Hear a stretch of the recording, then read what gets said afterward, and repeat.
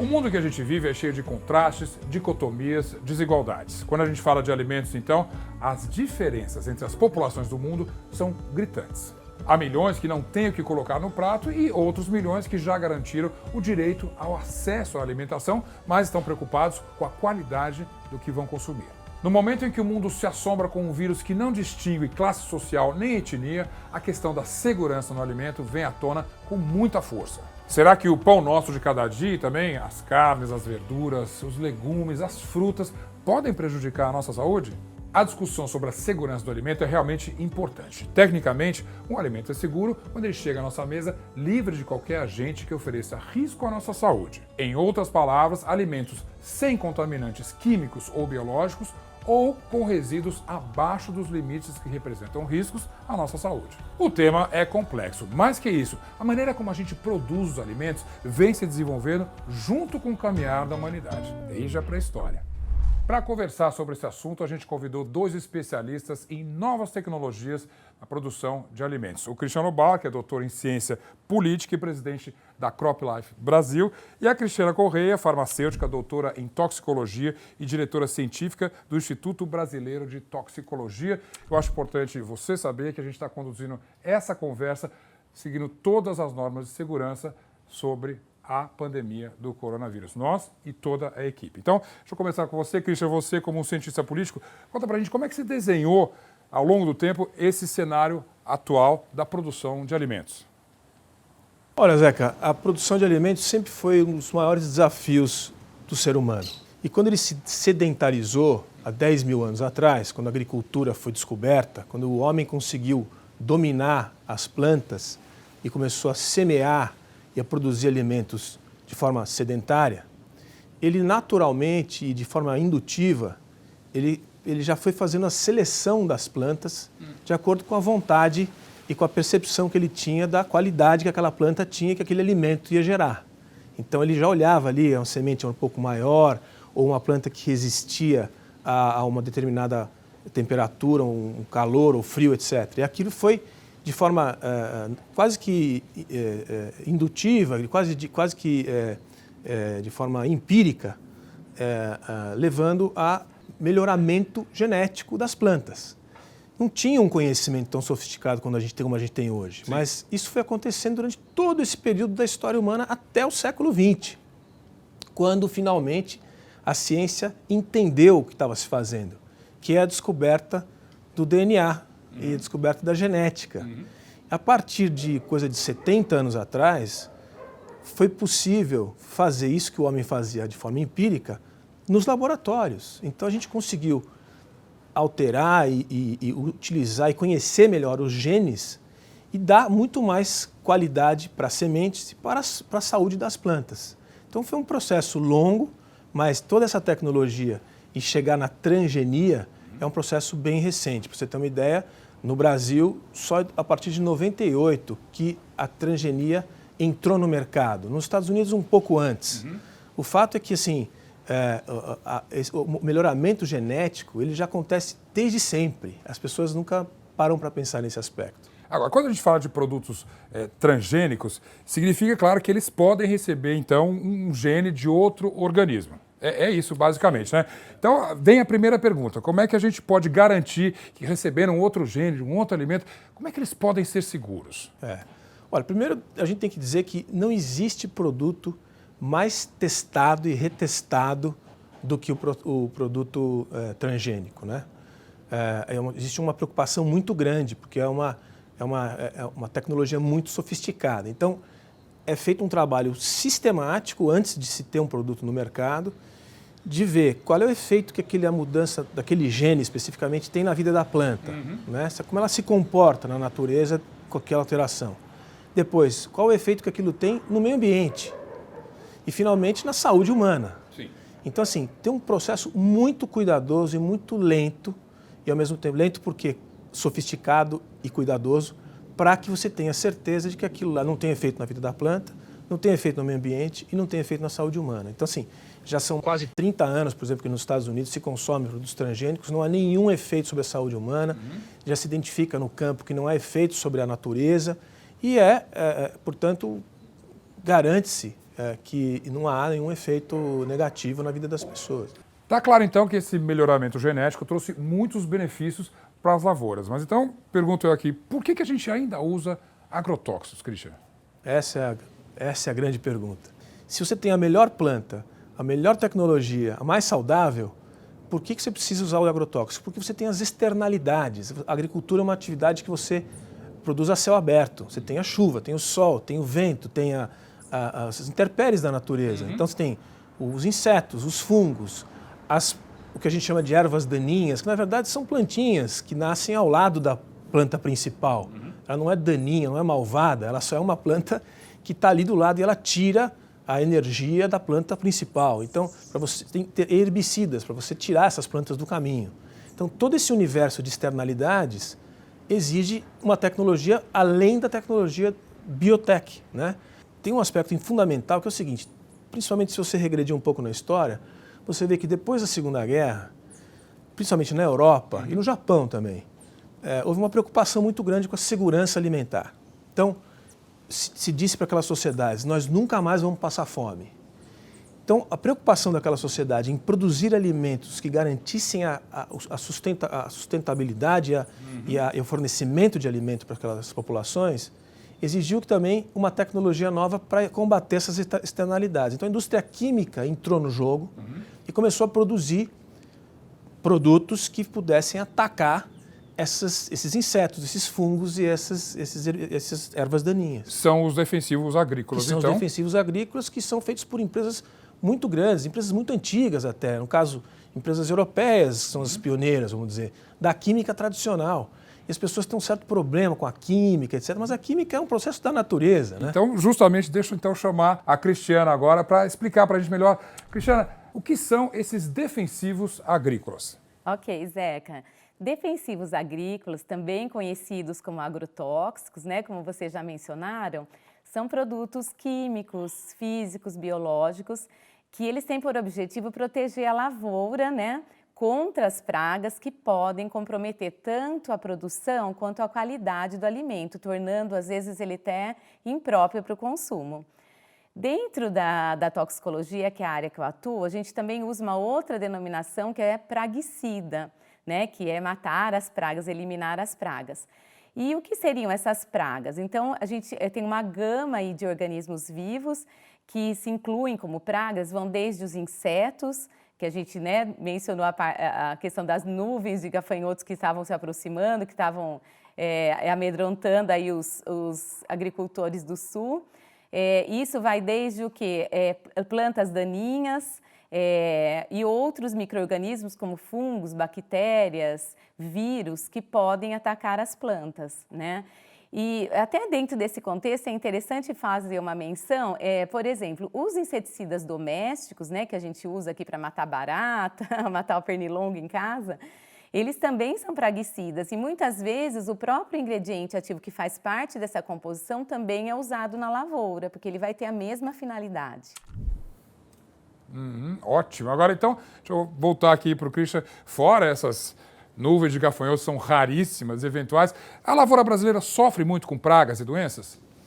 Olha, Zeca, o Brasil fez uma revolução na agricultura mundial dentro de condições muito diferentes de todos os outros países que são grandes produtores de alimento. Então, você vê a Argentina, África do Sul, Austrália, Ucrânia, Rússia, Europa, Estados Unidos, Canadá, são países temperados.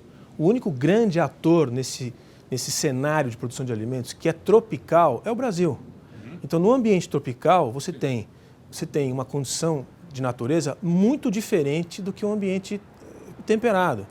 Em todos esses países, você tem ou inverno muito rigoroso ou neve. E isso já tem um efeito sanitário que a natureza dá, uma interrupção no tempo. Sim. No Brasil, você não tem interrupção.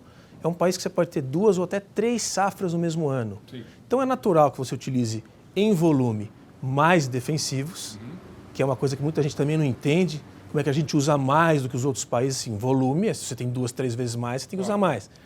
E outra coisa mais importante, você tem, além de ter 2, 3 safras, você tem uma quantidade de fenômenos da natureza muito mais intensa, intempéries, insetos, fungos, plantas daninhas. As plantas, aqui é a terra onde onde tudo dá, né? Qualquer coisa nasce muito rápido. Então você tem que ter uma capacidade de combater essas pragas de forma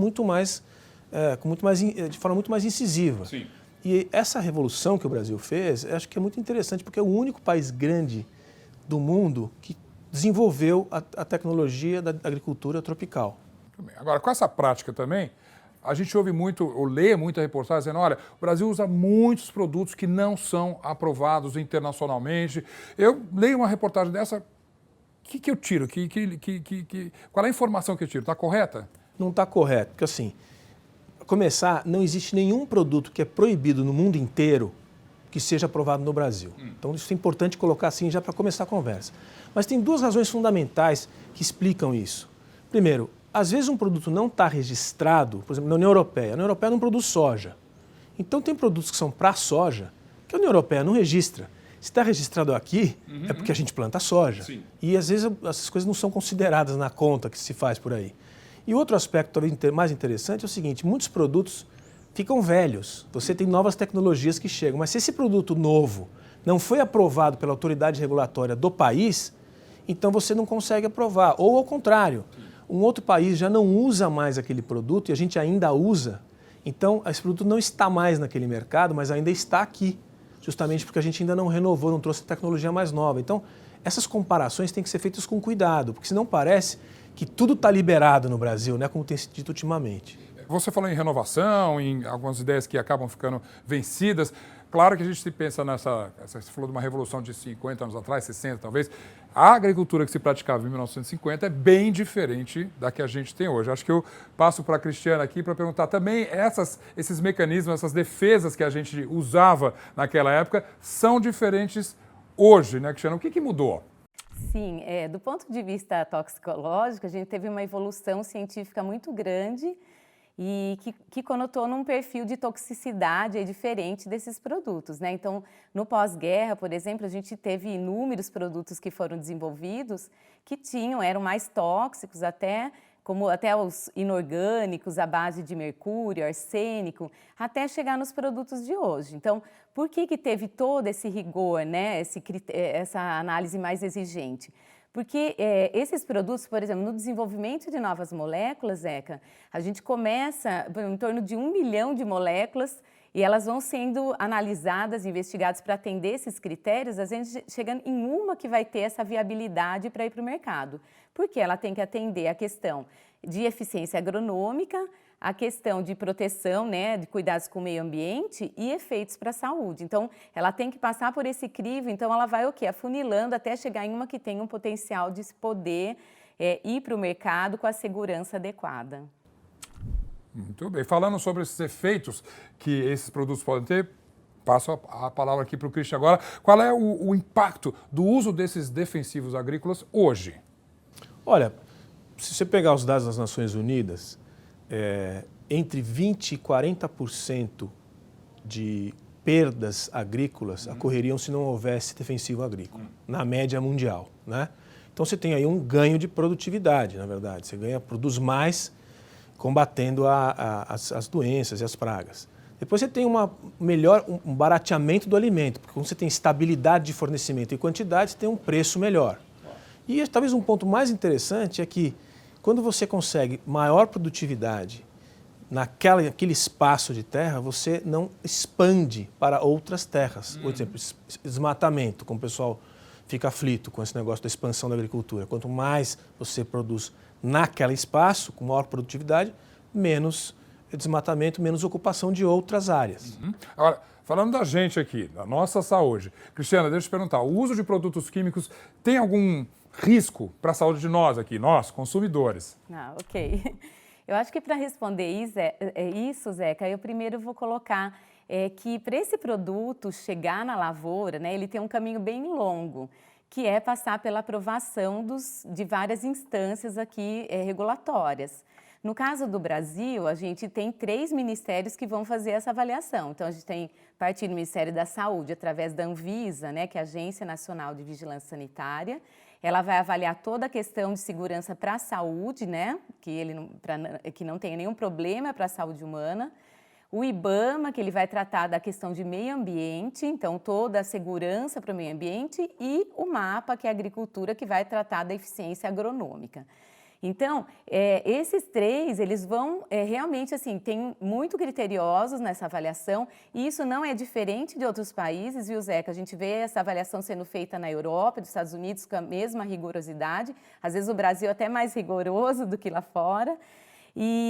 Mas a questão toda é a gente trabalhar com a questão do uso correto. Então, foi aprovado, ele tem que ser usado de acordo com como foi aprovado, para que esse risco para o consumidor seja muito baixo, né? Então, para que a gente tenha essa segurança para a população, essa avaliação toda ela é extremamente importante.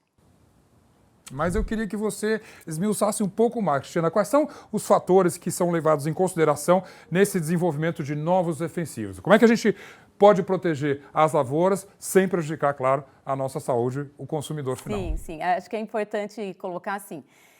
A parte dos praguicidas, a gente pode considerar como uma das substâncias mais estudadas, dentre outras moléculas, outros produtos. Ele passa por uma série de baterias de estudos, né, que vão desde os estudos toxicológicos, os estudos de resíduos, estudos em campo.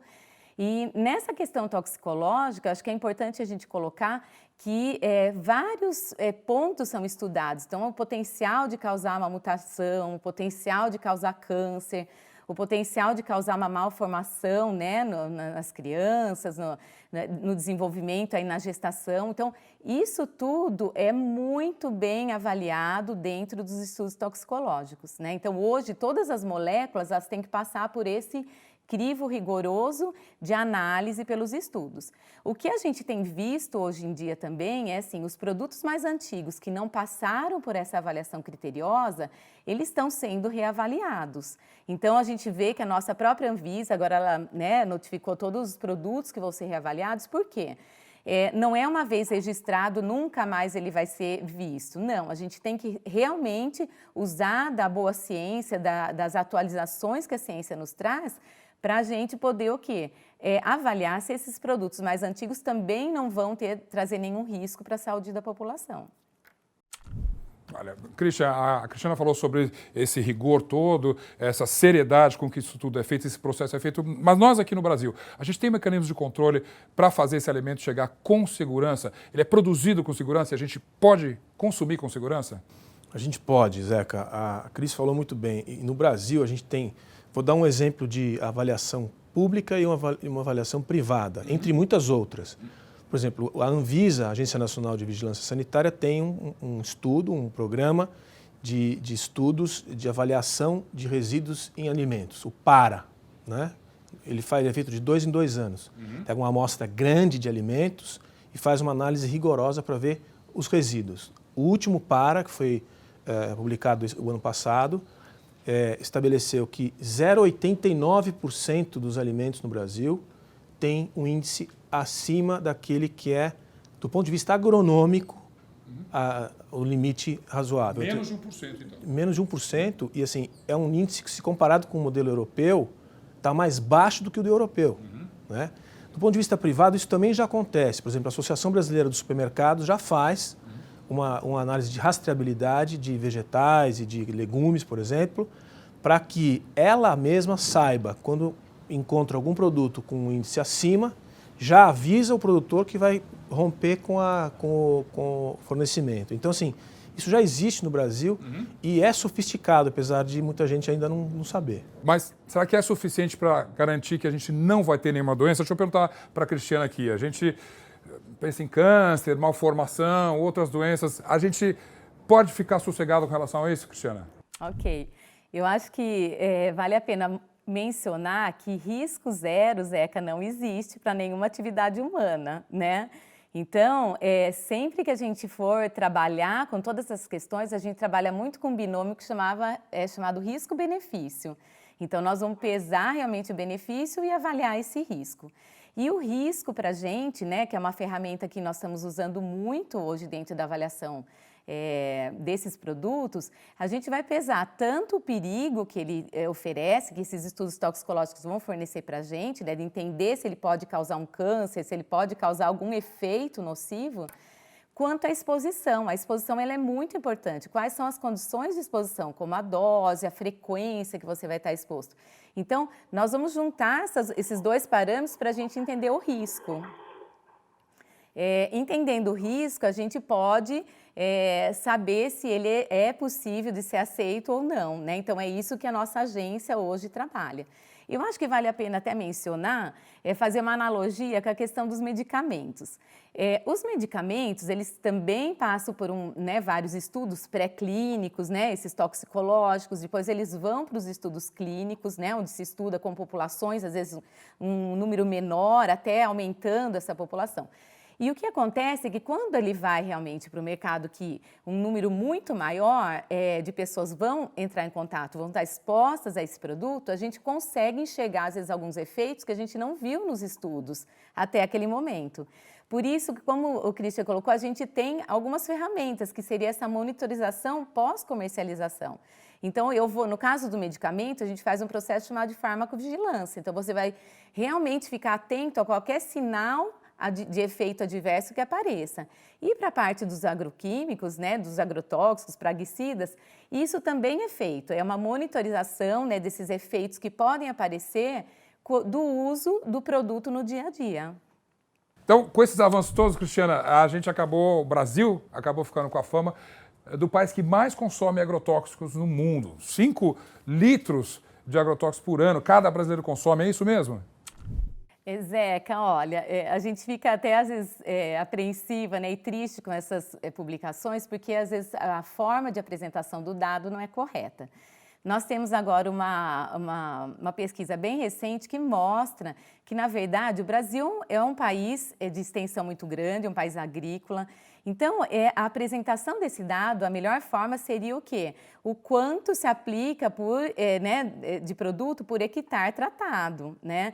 E quando a gente usa esse dado dessa maneira mais correta, a gente vê que o Brasil não está nem entre os 10 que mais utilizam aí os praguicidas. A gente tem na frente do Brasil, a gente tem Holanda, Japão, França, Inglaterra, tem vários outros países. Então, para você ter uma ideia, nessa pesquisa aí que surgiu, o Brasil foi apresentado que o valor seria de 2,3 kg de defensivo por hectare plantado. Na Holanda, esse valor chega a 20 quilogramas por hectare, né? Então, você vê que, na verdade, a informação ela precisa ser bem apresentada para ela poder ser interpretada corretamente. Então, na verdade, essa questão que o brasileiro consome tudo isso não é verdadeira. Ah, bem. Cristian, a gente falando agora de agronegócio, a gente sabe a importância que tem na economia brasileira. Se não me engano, você me corrige, o agronegócio é responsável por 1/4 do PIB nacional desse agronegócio, justamente. Exato. Isso significa que a gente está ali entre os países que mais produzem e exportam esses produtos. Isso significa que o Brasil está fazendo uma agricultura de ponta? Está fazendo uma agricultura de ponta e os números mostram isso. O Brasil, nos últimos 40 anos, dobrou a área de utilização da agricultura, que ainda, para você ter uma ideia, é só 7% da área total do país. Uau. E multiplicou por 7, quer dizer, foi a 360% o aumento de produtividade, ou seja, ele produz o mesmo alimento, muito mais alimento, na mesma proporção de terra. E isso, para você ter uma ideia, eu vou dar alguns números que impressionam. Em 1985, por exemplo, o Brasil produzia, em média, 600 quilos de feijão por hectare. Ou seja, pega 100 metros por 100 metros, dá 10 mil metros quadrados, produzia 600 quilos de feijão, menos de 1 tonelada. Hoje ele produz o mesmo feijão, 1 tonelada e 200. Você dobrou. O milho, então, é mais impressionante. No mesmo período, o milho você produzia, num hectare, 1.600 quilos de milho, 1 tonelada e 1,6. Hoje você produz 5,5 toneladas de milho. É uma produtividade muito alta, é uma quantidade de tecnologia muito grande investida. Evidentemente que há diferenças regionais e entre as propriedades, mas é um avanço realmente de nível internacional. A gente sabe que existe uma demanda crescente aí por produtos orgânicos justamente para evitar esses resíduos, para diminuir esses resíduos de agrotóxicos. Isso chega a ser uma tendência, Cristiano? Não, os orgânicos são uma atividade absolutamente legítima e faz todo sentido que exista um mercado de orgânicos, é um nicho de mercado, mas o problema é que o orgânico não resolve a questão de produção de alimentos em grande quantidade e bom preço. O problema é que, como o orgânico não utiliza todas essas tecnologias de defesa vegetal, você precisa de mais espaço para produzir a mesma quantidade de alimento que a outra agricultura que utiliza essas tecnologias utiliza. Então, assim, o orgânico nunca vai substituir a atividade agrícola com os defensivos, você entende? Ele pode ser, o preço que o alimento médio orgânico tem é muito alto e as populações mundiais não vão ter como viver do orgânico. Então, é uma coisa que tem que andar paralela à agricultura mais intensiva. É uma opção, como você falou ali, justamente. É um nicho uma de opção. mercado. Aí, deixa eu perguntar para a Cristiana, do ponto de vista da segurança, eles são melhores? São mais seguros, Cristiana?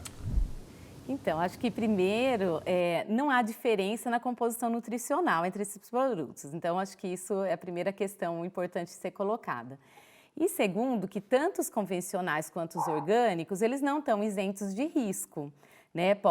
A gente pode ter o quê? Um perigo inerente para cada tipo de produção. Então, dentro de toda essa questão, eu acho que para responder a questão de segurança, eu colocaria que o uso correto dos produtos usados em cada uma dos tipos aí de agricultura, ele é o mais adequado para a gente falar. Então, todo mundo que produzir de forma adequada, seguindo as boas práticas agrícolas, usando os produtos de acordo com o que é recomendado em bula e rótulo, quer seja para uma finalidade orgânica ou a agricultura convencional, a gente pode chegar na questão de segurança. Agora, não dá para falar se é mais seguro ou não, se a gente não pesar todas essas questões. Cristiana, super obrigado pela participação aqui com a gente. Eu que agradeço, Zeca, essa oportunidade de falar um pouquinho, né, da nossa ciência aplicada aí à parte dos praguicidas. Obrigada. Tá ótimo. E aqui, para a gente encerrar, Cristian, parece que o caminho mesmo é esse profissionalismo no campo. É isso que vai garantir para a gente mais segurança com relação ao alimento que chega na nossa casa? É isso mesmo. Quer dizer, as palavras que marcam o momento atual são monitoramento e precisão. A agricultura se transformou numa atividade muito monitorada em todos os seus níveis, né? Inclusive na qualidade de tudo que se faz durante todos os processos. Ele tem muito equipamento novo. As novas tecnologias chegaram, você tem sensores, você tem, por exemplo, imagina que você pode, a partir de agora, identificar o foco do fungo ou onde estão os insetos e ativar ali, ativar aquele local com o defensivo. Você não precisa jogar em toda a plantação. Para dar um exemplo, então você tem aplicativos novos e isso está chegando já, tendo acesso a todos os produtores. Evidentemente que há uma diferença grande entre produtores maiores e mais sofisticados com menos sofisticados, mas é uma coisa que já está acessível rapidamente para boa parte da agricultura. Isso faz da agricultura um carro-chefe da economia brasileira. Então isso é uma coisa bonita para o Brasil. Muito bem. Cristian, agora eu te agradeço. Muito obrigado pelas informações e espero que assim a gente tenha ficado mais informado, a gente tenha tirado várias dúvidas sobre esse assunto tão importante que é a segurança do alimento que chega na casa da gente. Obrigado.